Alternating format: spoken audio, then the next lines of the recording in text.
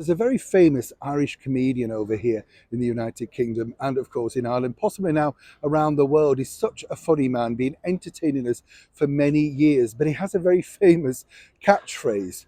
He's called Jimmy Cricket. Good friend of mine, very funny man, as I say, but the catchphrase is, and there's more. And that's the problem. Pulling your leg, of course, but that is the problem that is now facing the British monarchy regarding the two ex-royals living out in California. As ever, let me explain. Hi, good morning. Neil Sean here in the very heart of London, and as ever, lovely to see you today. Hope you're all keeping well. You know, the fallout just continues with Harry and Meghan, and I know people, people get say to me, do you get fed up about reporting about them? If I'm not doing it for you, I'm doing it for channels, so one can imagine it's nice to get out and get a bit of culture. That's why I like making the shorter films for you about people that I've been lucky enough to meet. So thank you also for your very kind comments about another British comedy legend, Sir Norman Wisdom. Great pal, great fun. And as I say, if you get a chance, and in these dark days at the moment, you want to laugh, just watch the things like Trouble in Store. The mess he gets into in front of that department store, it never ages, It's very Laurel and Hardy in the sense of that sort of slapstick comedy. It can be shown at any time, in any decade. Funny, as I say, is funny. Back as ever, though, to your breaking royal story. It's interesting, isn't it, with Harry and Meghan, because a lot of people thought this was the Bombshell docu-series that everybody was going to go, wow, In fact, people are openly laughing now at Meghan Markle for the usual gaffes that she presents forward as her truth. I love that, don't you? Does her truth mean it's a lie, but in her mind, it's the truth? Whichever way you look at it, very strange.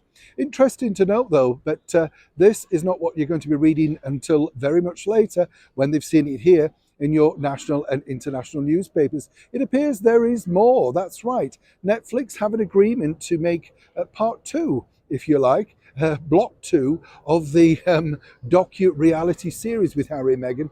This apparently will focus on the latter parts of their life, including the recent Ripple of Hope Award, behind the scenes with Harry and that Better Up thing that he does for the mental health, how they live their day-to-day life, New York footage, Invictus Games, you name it, there is more. So really, one might say they have literally gone from being senior members of the British monarchy doing good work to sort of shall we say, a dollar store Poundland version of the Kardashians.